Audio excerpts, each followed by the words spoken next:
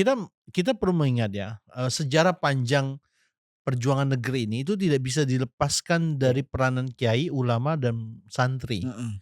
gitu. Kita tahu sendiri betapa, sangat fenomenal dan Mmm. heroiknya peranan-peranan mereka. Misalnya gini, pesantren Khazini Mhm. yang kemarin itu, Roboh. roboh bangunan, musholanya itu yang menyebabkan wa inna ilaihi rajiunnya puluhan santri laki-laki Iya. meninggal dunia, ya, dan mudah-mudahan Allah Subhanahu wa taala menempatkan para yang wafat itu menjadi orang-orang yang masuk dalam ahlul jannah karena Amin. bagian dari thalabul ilmi Iya, mereka itu. dan menuntut ilmu ya? Iya, pesantren Khazini itu dikenal secara luas karena dulu dia punya titik poin penting tentang kejadian yang menjadikan diketoknya hari santri. Bagi jeruk dengan menendang pakai kaki, lempar-lempar kayak gitu. Oke, itu juga kita tidak suka. Tidak ada guru, tidak ada di dalam ta'lim muta'alim, dalam adabul muta'alim, dalam adabul mu'alim wal muta'alim terkait dengan apa? Dalam memberikan makanan kepada santri dan melempar itu enggak ada. Yang jelas bahwa banyak orang kan tidak mengerti terkait dengan kultur pesantren. Ya, kalau kultur pesantren itu jelek, pasti orang nggak akan nyekolahkan anaknya ke pesantren. Faktanya sekarang orang itu semua lari ke pesantren. Iya. Kenapa? Karena dia tidak puas dengan pendidikan di luar. Iya. Gitu kan? Karena apa? Di luar tidak pernah diajari adab. Betul. Gitu kan? Di pesantren itu Adab. Ya, dan kayak begini kan boleh-boleh saja kata Gusin tadi. Ini ada kiai yang mengajari adab begitu. Itulah adab kepada orang tua, adab kepada guru, dan seterusnya. Kan boleh-boleh saja.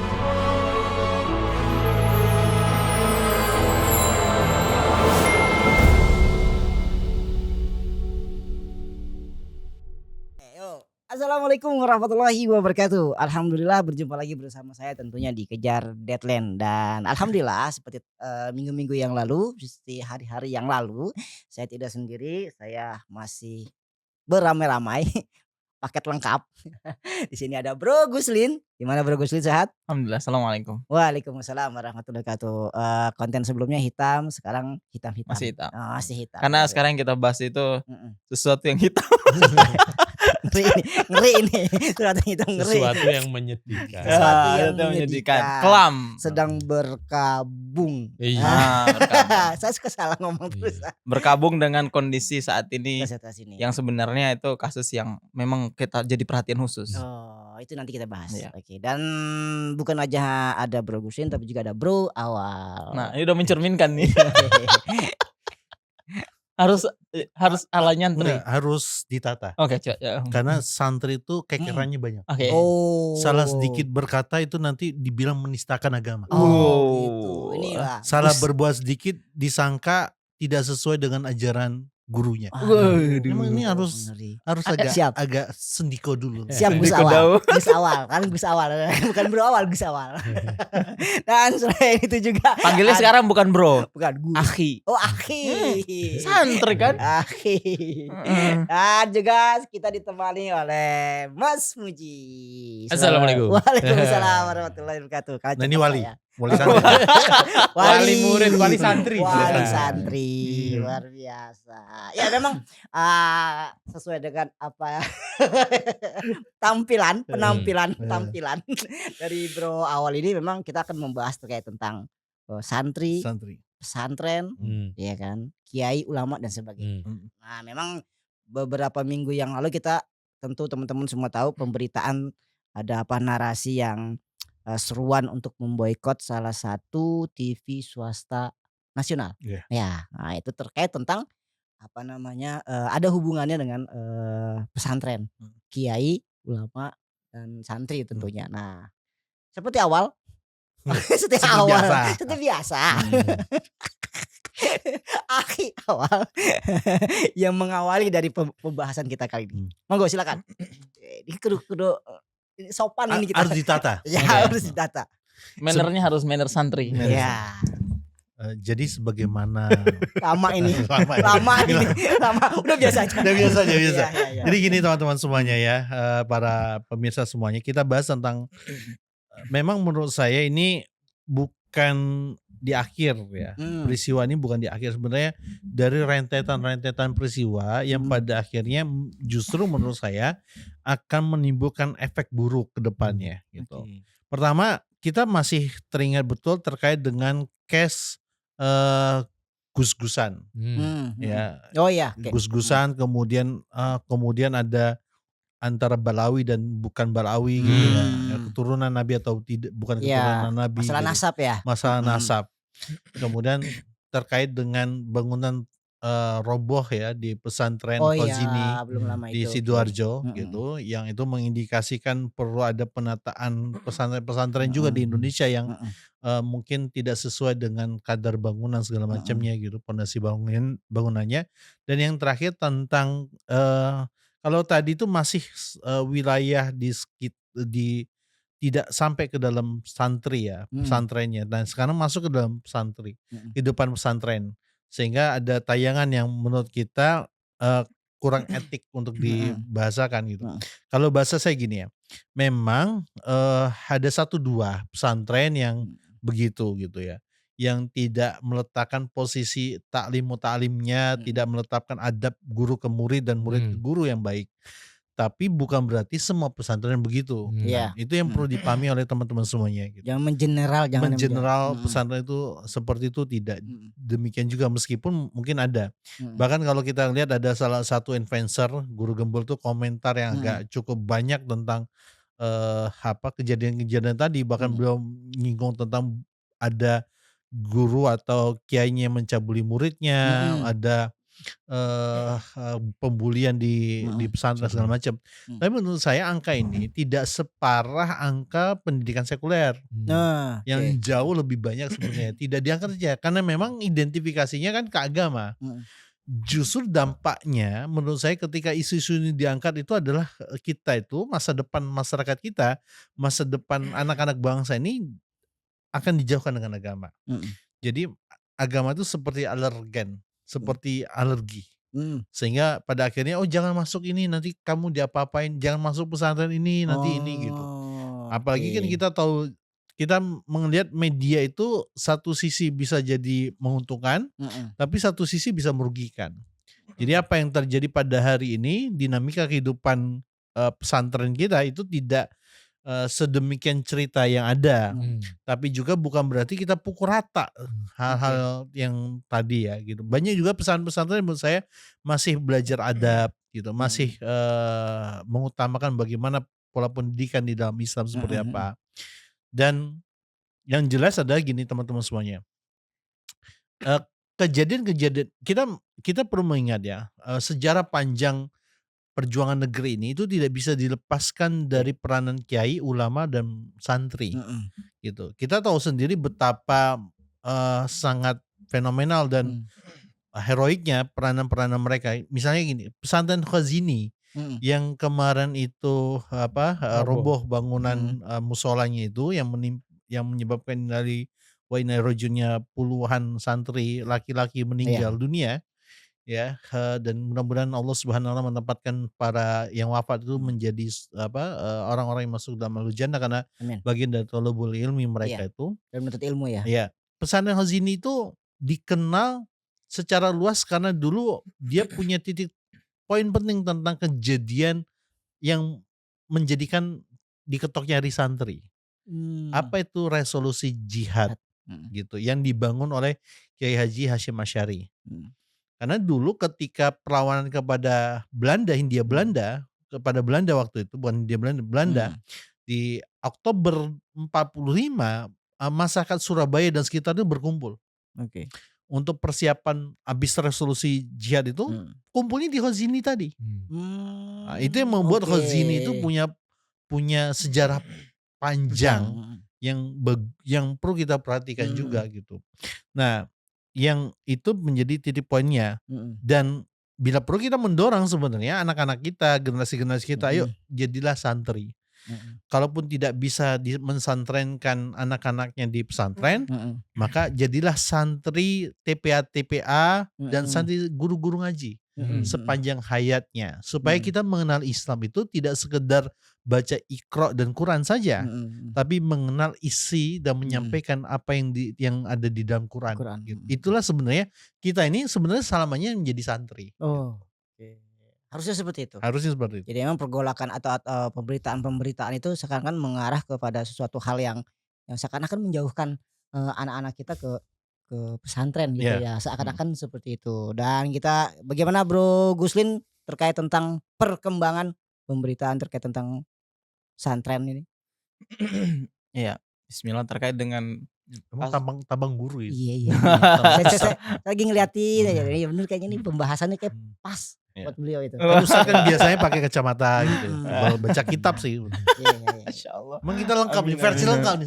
Saya merasa auranya itu beliau itu hidup keseharian itu bersama santri-santri. Saya merasa seperti itu. Iya, bahkan kalau lagi ngebahas itu saya suka kok adem aja gitu. Ya silakan Bro. Masya Allah. Ini pakai ini nih nggak nyantri banget.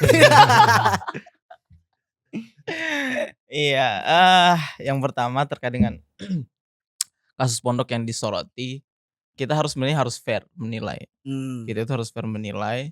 Yang pertama yang kita bahas terkait dengan kasus-kasus pondok itu memang harus didudukan dengan dudukan yang adil begitu. Tidak bisa hanya gara-gara melihat posisi seperti itu yang kita tidak tahu keilmuan tentang pondok itu, kemudian kita mengeluarkan narasi yang seakan-akan kita lebih tahu dibandingkan apa yang kita lihat. Gitu. Kan itu yang terjadi dengan kasus Trans 7. Kasus Trans 7 itu kan diawali sekali lagi kalau dijelaskan rentetannya sebenarnya itu rentetan yang sangat panjang. Nah ini bisa jadi adalah salah satu narasi yang dibangun untuk mendiskreditkan sekolah-sekolah Islam. Ini tanda kutip bukan hanya pondok, tapi bisa jadi merembet kepada sekolah-sekolah Islam. Gitu. Nah karena tadi Bro Awal sebenarnya awal sudah menjelaskan dengan sangat gamblang terkait dengan rentetan itu. Nah rentetan itu kan sangat panjang kalau kita lihat, ada kasus Gus tadi, ada kasus Ba'alawi, ada kasus semua dan seterusnya. Itu semua berputar di antara pusaran pondok. Tidak lepas dari itu. Kasus Ba'alawi pun itu antara kiai dengan habaib. Habaib pun semuanya di dalam kisaran pondok. Gus juga ya kisaran semua pusarannya pusaran pondok. Termasuk kasus Al-Khazini dan kasus-kasus yang saat ini viral itu semuanya berpusat dari pondok begitu. Nah ini kalau kita dudukan di situ kemudian Trans 7 mengangkat semua itu tidak elok rasanya kalau kita itu membahas dari sudut pandang opini tanpa memahami ilmunya. Gitu. Ini yang terjadi di Trans 7 itu sebenarnya. Apa itu? Yaitu kasus di mana para santri itu kemudian berjalan atau menghargai guru dengan cara berjalan yang tidak biasa menurut sebagian orang yang tidak pernah mondok. Nah itu yang kita lihat. Nah padahal kalau kita masuk di dalam kalangan santri sendiri itu mereka merasa kami itu tidak pernah dipaksa oleh guru kami. Guru kami tidak pernah menyuruh kami.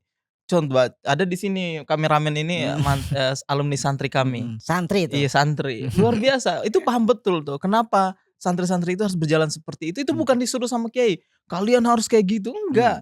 Tapi kiai memberikan pengajaran. Ada kitabnya terkait dengan itu. Cara menghargai guru dalam pesantren itu kayak gini. Walaupun sekali lagi itu bukan standar baku di dalam Islam. Ya, kan ini kita bahasnya antara standar kutip. Kan ada pembahasan adab yang berbeda. Kenapa berbeda? Karena itu bukan standar baku. Artinya itu perkara furu, perkara yang berbeda di kalangan kaum muslimin. Ada pesantren, ada tempat belajar Islam yang mana menghargai guru dengan cara berjalan di guru itu dengan cara sedikit jongkok atau sedikit berjalan menunduk. Itu cara menghargainya. Ada yang ketemu gurunya dengan cara cium tangan. Ada yang tidak mengajarkan cium tangan. Itu perkara perbedaan pendapat saja. Contoh dulu ada syekh yang datang di pondok kami itu. Dia itu dari Al-Quds. Syekh ini dari Al-Quds. Datang di pondok kami, di pondok yang tempat Al-Fakir kerja itu. Kami itu sudah terbiasa ketika kemudian guru dengan syekh itu harus cium tangan. Tapi ketika beliau datang cium tangan itu nggak boleh sama beliau. Kenapa ini perbedaan? Ini persoalan perbedaan. Sekali lagi ini cara pandang tapi yang berbeda dalam kan? harga adab. Enggak jadi masalah. Sekali lagi yang mencium tangan ada panduan dari kalangan ulama, yang tidak membolehkan cium tangan ada panduan dari kalangan ulama dan punya dalil masing-masing. Nah inilah yang harusnya kita dudukan dengan adilin yang saya maksud tadi. Ya kalau kita tidak tahu ilmunya, gak usah menilai sampai apa kita bahasanya itu terlalu sinis. Ya bahkan condong kepada mendiskreditkan pondok itu sendiri. Nah itu yang pertama. Dengan narasi yang berlebihan. Dengan narasi yang berlebihan. Kemudian yang harus kita soroti juga adalah ada narasi yang, mohon maaf, ini harus di-highlight nih. Narasi Trans 7 menyatakan bahwa guru-gurunya dengan memiliki mobil yang sangat mewah. Dan itu tanda kutip tanpa meneliti dari mana asal uang itu. Langsung langsung menjudge bahwa ini diambil dari salam tempel, kemudian bisa boleh beli mobil yang mewah, santrinya para jarang jongkok, santrinya tidak bahasanya ya. Santrinya sudah susah tapi guru-gurunya pada mewah jalan. Nah, harus kita tahu Lirboyo itu contohnya kita sebut aja nih karena memang kasusnya kemarin itu kasus pesantren Lirboyo dengan Trans 7. Lirboyo itu bukan baru berdiri tahun 2000-an, bukan. Itu berdiri di tahun 90-an, tahun 1900-an yang sebelum tahun 2000 intinya. Dan berdirinya sudah lama. Nah, kemudian yang kedua, emang gak pernah bertanya gitu. Emang gak pernah kita teliti gitu. Emang kayaknya gak ada usaha lain selain itu. Kan itu yang harus kita teliti. Ada beberapa kasus santri-santri itu bahkan ada seorang anak itu kemudian mengomentari itu, mengatakan bahwa mohon maaf, saya itu hidup dari seorang anak santri. Nah, mungkin bahasanya Gus sekarang ya. Nama saya juga Gus nih. Atau saya bukan. Tapi saya Gusnya bukan hidup di kalangan santri. Kemudian Gusnya dari pemberian. Ini pemberian dari ayah. Dari lahir. Iya, besar saya. Nah ada seorang Gus atau seorang anak dari Kiai ini menyatakan bahwa yang harus kita tahu fakta dari seorang Kiai itu yang pertama, ketika dia bangun pondoknya itu tidak serta-merta kemudian kaya. Betul, tidak serta-merta. Tapi yang harus kita pahami, seorang guru itu, seorang kiai itu juga sudah memiliki kebiasaan berbisnis dalam pondok itu. Apa bisnisnya? Ngolah sawah, ternak ini, ternak itu, ternak dan seterusnya. Dari situlah keuntungan-keuntungan. Termasuk kata si anak ini menyatakan bahwa saya saja disekolahin sama bapak saya itu, dalam posisi bapak saya itu sambil ngurus pondoknya, sekaligus nyawa gitu loh. Nyawanya itu berhektar-hektar, bukan dari duit pondok dapatnya, tapi dari hasil sawah itulah bisa beli mobil, bisa beli rumah. Mohon maaf kata beliau, saya tidak pernah merasakan duit pondok itu langsung. Yang saya rasakan dari abah saya itu adalah berasal dari duit keringat abah saya itu beternak, bertani dan seterusnya. Nah ini juga kan harus diteliti dulu. Ada usahanya maksudnya. Betul, maksud saya kalau memang memberikan argumen, opini, tanda kutip ini Trans 7 ini opini ya. Ini bukan by data langsung nih. Karena tendensius, kelihatannya itu tendensius langsung. Tanpa meneliti faktanya kayak gini dan seterusnya. Hanya melihat gambar kemudian menyoroti gitu. Itu tidak ada data, tidak ada paparan data kalau kita lihat dari tayangan Trans 7 yang kemarin viral itu. Yang ada hanya apa? Opini, berargumen. Bahwa masa gini kok mereka bagi-bagi sama keluarganya, sama santrinya gak bagi-bagi, gitu doang. Oke, kita fair lagi dengan kasus-kasus yang lain. Yang kemarin viral juga tuh, bagi-bagi jeruk dengan menendang pakai kaki, lempar-lempar kayak gitu. Oke, itu juga kita tidak suka. Tidak ada guru, tidak ada di dalam ta'lim muta'alim, dalam adabul muta'alim, dalam adabul mu'alim wal muta'alim terkait dengan apa? Dalam memberikan makanan kepada santri dan melempar itu enggak ada. Kita juga enggak, kita fair lah. Oke, itu enggak bagus. Tapi tidak boleh juga mengeneralisir semua pondok sama seperti itu. Inilah bahasan kita yang kita sebut tadi, harus dudukan dengan adil. Mana pondok yang benar, ada pondok yang betul-betul. Bisa jadi itu adalah bagian daripada oknum yang berbuat seperti itu. Kenapa kalau pondok langsung generalisir tapi perkara yang bukan berhubungan dengan Islam semuanya oknum?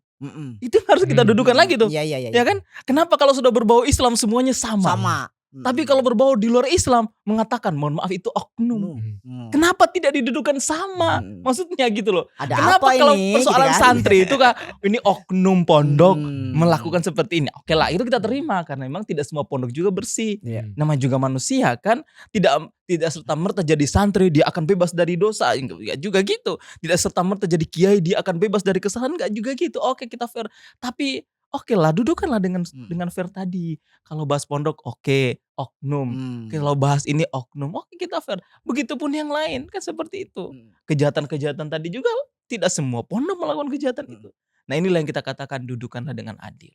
Jadi emang harus tabayun dulu sebelum melakukan apa namanya. Nah akhirnya kan setelah informasi viral minta maaf lah. Nah apa gunanya? Iya, gitu. iya. Nah gitu. Karena emang sudah keburu viral kan, gitu kan. Dan yang terjadi di kalangan kita jadi bertikai antara sesama kaum muslimin. Ini yang kita tidak suka. Ini memang jadi pembelajaran juga bagi kita semua ya. Memang perlu juga ya kalau membahas sesuatu hal ya kita tabayun lah. Ya, kalau kita memang tidak mengetahui ilmunya, tidak mengetahui seperti apa ya kita tanya. Sehingga kita pun tidak memberikan informasi yang salah. Kurang lebih kayak gitu. Betul. Mas Muji gimana Mas Muji?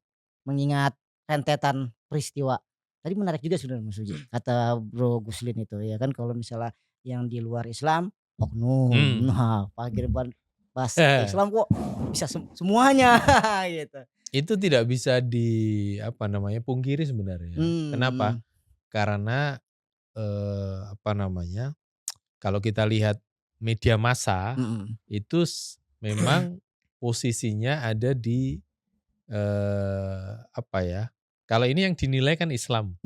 Dia itu posisinya di atas itu, artinya dia tidak ingin menilai dengan Islam. Dia ingin menilai dengan kacamata yang lain. Kacamata liberal.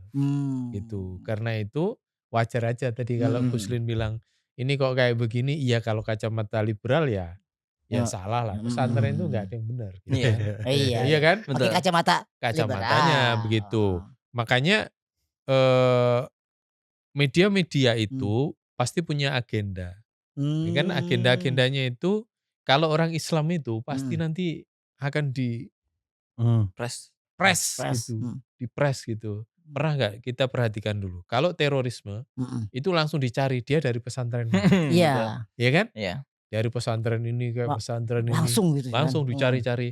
Tapi kalau koruptor nggak ada kan? Ini dari kampus mana? Nggak ada. Nggak ada kan? Iya. Ini dari sekolah mana? Nggak ada. Nggak ada. Oh, giran teroris iya juga di pesantren mana? Iya. Gitu ya. Iya. Bener. Wah ini dulunya di pesantren ini, gurunya siapa gini.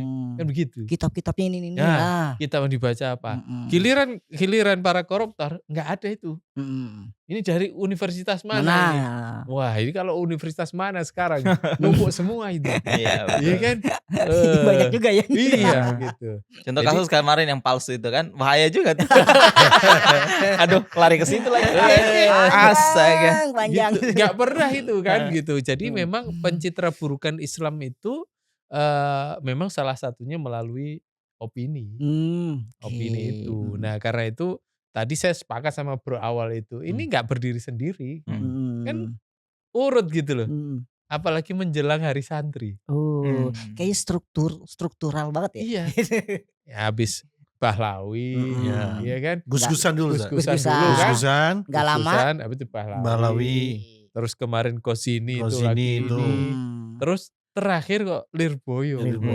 Itu semua kan rentetan menjelang 22 Santri. Hari santri. 22 Oktober hari santri. Ya, meskipun kita tidak bisa pastikan lah, itu kan rentetan saja. Iya. Apakah tepat atau tidak? Ya itu publik lah yang menilai. Yang jelas bahwa banyak orang kan tidak mengerti terkait dengan kultur pesantren. Ya, kalau kultur pesantren itu jelek, pasti orang nggak akan nyekolahkan anaknya ke pesantren. Faktanya sekarang orang itu semua lari ke pesantren. Kenapa? Karena dia tidak puas dengan pendidikan di luar. Iya. Gitu kan? Karena apa? Di luar tidak pernah diajari adab. Betul. Gitu kan? Di pesantren itu ada. Ya, dan kayak begini kan boleh-boleh saja kata Guslin tadi. Ini ada kiai yang mengajari adab begitu. Itulah adab kepada orang tua. Adab kepada guru dan seterusnya. Kan boleh-boleh saja. Nah, bagi yang tadi mungkin wartawannya ini tidak pernah dia tahu kehidupan pesantren apa. Toh santrinya nyaman-nyaman aja. Apa ada santri itu kalau lulus dari pesantren langsung jelek-jelekan mondoknya. Jelek-jelekin pesantren. Saya dulu disuruh jalan jongkok, enggak ada. Saya dulu disuruh ngecor. Enggak ada. Mereka asik-asik. Biasanya akan diceritakan sebagai sesuatu yang menarik. Dan itu menjadi cerita tersendiri. Nah, karena itu media itu kan pengen sesuatu yang sensasional. Mencari sesuatu sensasional yang dalam kacamata dia itu sensasional. Karena apa? Cara pandangnya kan beda. Iya. Gitu loh. Dengan Jadi kacamata tadi itu. Dengan kacamata dia. Saya ganti kacamata saya. Gitu. Nah, karena itu saya kira pas lah tadi yang dikatakan bahwa kita ini harus jujur dan adil. Iya. Harus jujur. Makanya media itu pun harus pinter-pinter juga meletakkan cara pandang. Kalau dia salah di dalam cara pandang dia, ya pasti semuanya salah. Iya. Jadi, nah bagi Barat Islam itu salah. Bagi orang liberal Islam itu salah. Jadi Islam itu dinilai sebagai objek atas kacamata dia, kacamata liberal. Maka nggak ada yang benar. Orang Islam itu salah. Ya kan? Belajar Islam dengan benar fanatik. Karena kacamata dia. Salah juga ya. Iya, fundamentalis ya kacamata dia. Ekstremis kacamata dia. Semuanya begitu. Nah, ini yang terjadi sebenarnya. Karena media itu punya agenda. Kecuali media umat. Wah. Insya Allah. Agendanya membangkitkan Islam. Melanjutkan kehidupan Islam. Melanjutkan kehidupan Islam. Kita ingin kehidupan Islam kan gitu. Betul. Kalau tidak begitu, ya berarti kacamatanya liberal semua. Liberal. Karena kita bukan kacamata liberal dari sisi. Soalnya di sini yang pakai kacamata hanya 3, satu orangnya nggak kacamata. Karena masih santri. Ini santri benar. Kenapa nggak pakai kacamata? Kita harus pertanyakan kacamata apa yang dianut. Tapi memang ya ini memang harus jadi perhatian juga memang bagi kita semua bahwasannya ya kita nggak boleh mengeneral ya hal-hal gitu. Ini menarik juga sebenarnya. Ya dia menilai itu dengan kacamata apa kan gitu kan. Dan wabil khusus ya kita sebagai umat muslim itu apa yang dibilangin oleh Bro Gus itu wajar-wajar saja. Boleh-boleh aja, sah-sah saja. Ada yang seperti itu, ada yang enggak gitu kan. Jadi nggak bisa nggak jadi patokan semua pondok itu melakukan aktivitas seperti itu. Karena itu ada beberapa perbedaan ya. Seperti yang disampaikan ini hal yang memang perlu kita sampaikan ke tengah-tengah umat agar tidak salah paham gitu loh. Ya, agar tidak salah paham. Dan insya Allah ini mudah-mudahan tidak terulang lagi. Oke, terakhir Bro Awal. Gitu. Apa yang kira-kira yang mau disampaikan terkait rentetan kasus ya kan? Antum yang mulai, antum yang mengakhiri. Iya. Jadi para pemirsa semuanya sebenarnya kita berharap itu kalau kacamata dulu ya orang masukin anak ke pesantren biasanya anaknya bandel. Kalau bandel tapi keluar tuh ya stereotip dulu ya. Dulu. Tapi seiring dengan perkembangan zaman, teknologi, informasi yang semakin luas gitu ya. Di awal-awal 80-an, 90-an kemudian di tahun 2000-an itu sudah mulai bergeser nih. Jadi bukan lagi tempat pendidik anak yang nakal saja. Tapi memprioritaskan pendidikan agama itu biasanya orang tua memilih ke sekolah-sekolah basisnya adalah Islam. Baik itu sekolah terpadu, Islam terpadu, boarding school atau pesantren. Bahkan pesantren itu tidak lagi dengan tanda kacamata dalam pandangan buruk gitu ya. Misalnya tempat toiletnya kumuh, misalnya apa tidak bersih. Tapi rata-rata sekarang pesantren-pesantren itu punya gaya sendiri, punya pola belajar sendiri. Kita mungkin pernah mendengar kalimat misalnya ada pesantren Gontor, ada pesantren Al-Islah misalnya, kemudian ada pesantren Tebu Ireng yang cukup terkenal ya. Kemudian banyak dan termasuk juga dari Kiai almarhum Kiai Maimun Zubair di Rembang itu sendiri gitu.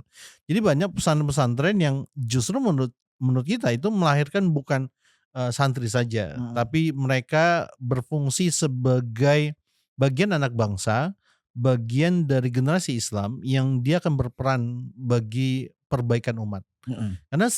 Karena gini, ketika teknologi tidak diimbangi dengan pemahaman agama yang baik, kesadaran tentang beragama yang baik, maka akan menjadi sesuatu yang tajam bisa membunuh generasi itu sendiri.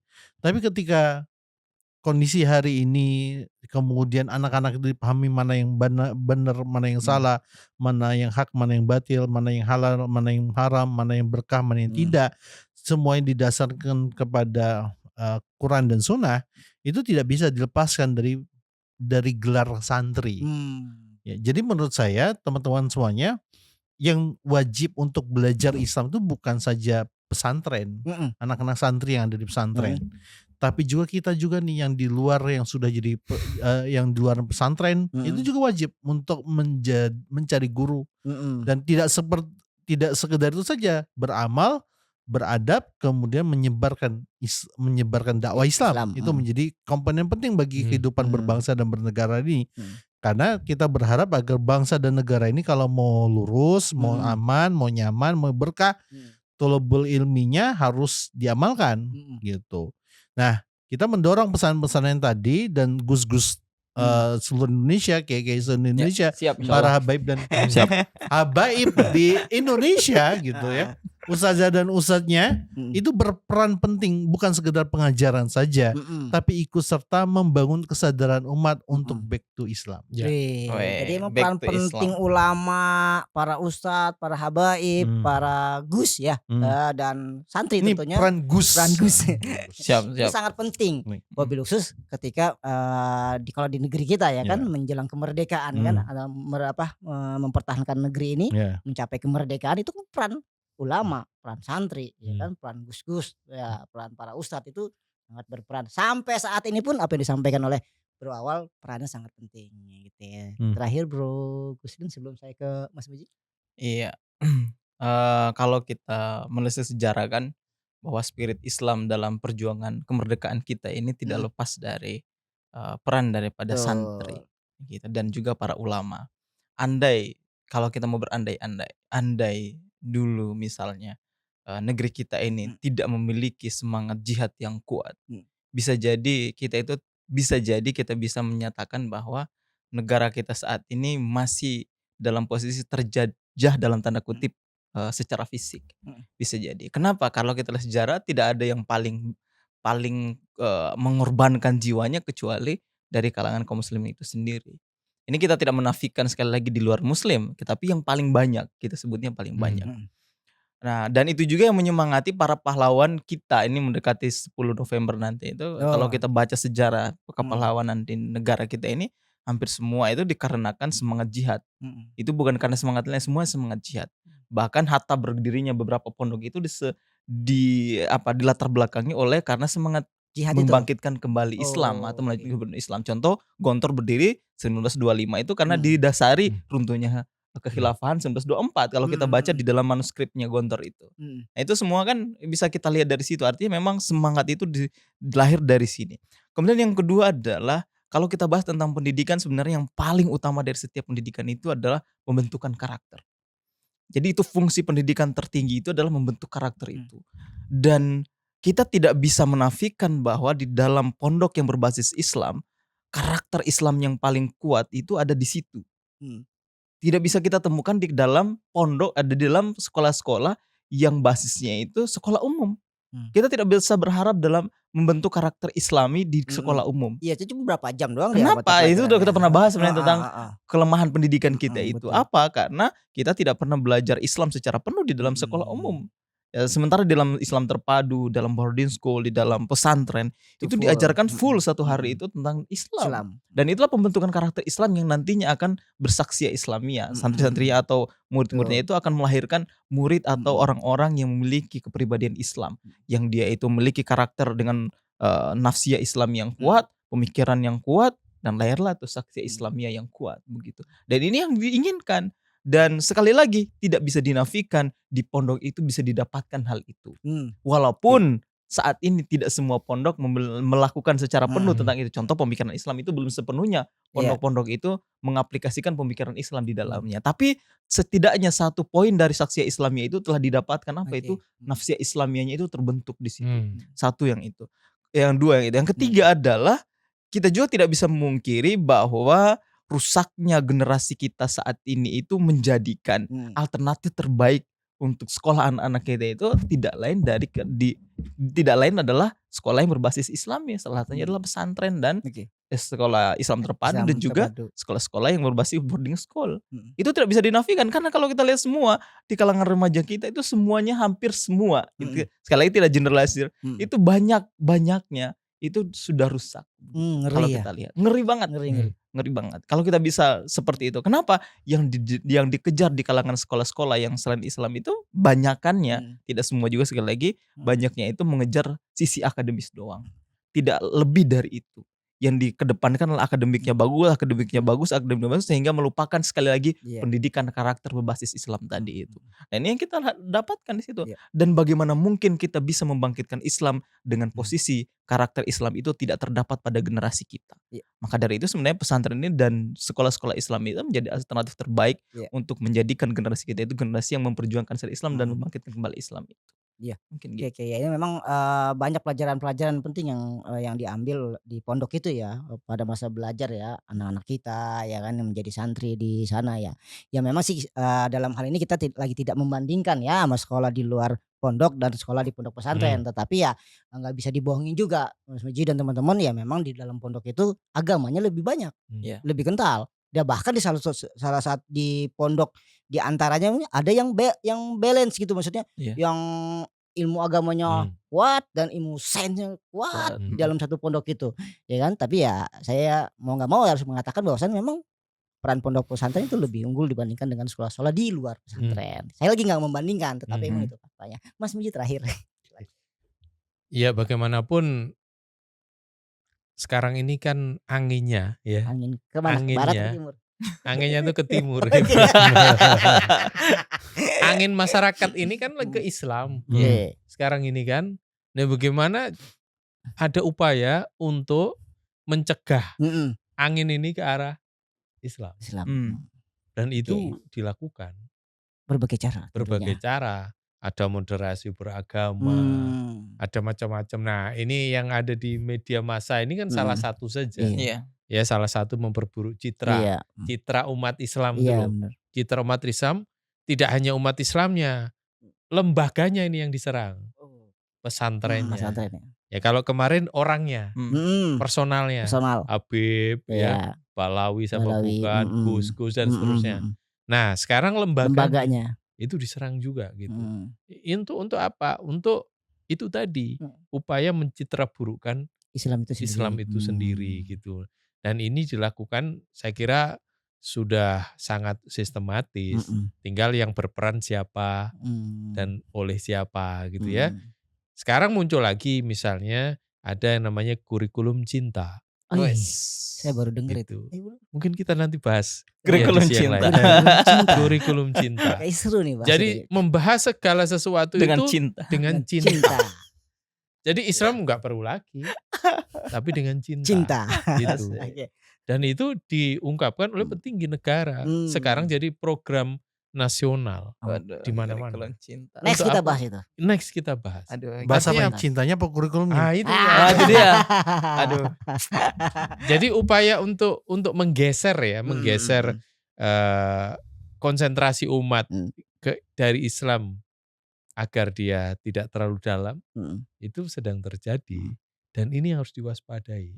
Oleh karena itu teman-teman semua, kita jangan terlalu mudah juga kalau ada berita-berita negatif. Harus dicari tahu dulu. Iya, kita harus cerdas juga. Cerdas, betul. Kita harus tahu siapa sih yang memberitakan ini. Ya, karena yang memberitakan itulah punya agenda. Ya, tentu bagi kita juga punya tolak ukur. Kita punya tolak ukur sendiri dan kita harus yakin dengan apa yang diajarkan oleh Nabi ya. Kita harus tabayun, kita harus macam-macam dan jangan apalagi kita ini percaya kepada orang-orang munafik yang membawa berita. Nah, itu kan kita sudah jelas itu harus seperti apa. Saya kira itu kita harus waspada. Iya, waspada, kita antisipasi dan kita tabayun, kita cari faktanya dan sebagainya agar kita tidak juga mengikuti paham-paham yang salah. Nah, sehingga kita salah paham. Terima kasih Mas Muji, terima kasih sama-sama. Terima kasih Bro Guslin, sehat-sehat terus. Mudah-mudahan nextnya kita akan bahas lagi hal-hal yang lain, mungkin kurikulum cinta itu saya pikir menarik juga nanti nextnya insya Allah. Mudah-mudahan kita masih berkumpul berempat. Amin. Dan bagi teman-teman semua yang bertugas ke lapangan mudah-mudahan diberikan kesehatan. Amin. Dan dimudahkan urusannya. Yang penting jangan diberikan kesesatan. Iya, pastinya itu. Mapsnya yang benar. Sesat. Oke, sekali lagi terima kasih teman-teman. Mudah-mudahan pada sehat semua. Dan teman-teman dimanapun anda berada, mudah-mudahan teman-teman semuanya ini menjadi kebaikan obrolan kita pada episode ini. Nah, ini mudah-mudahan juga menjadikan sebuah nambah informasi bagi kita. Terima kasih telah menyaksikan episode kita kali ini. Tetap sehat, tetap semangat dan tentunya tetap taat. Assalamualaikum warahmatullahi wabarakatuh.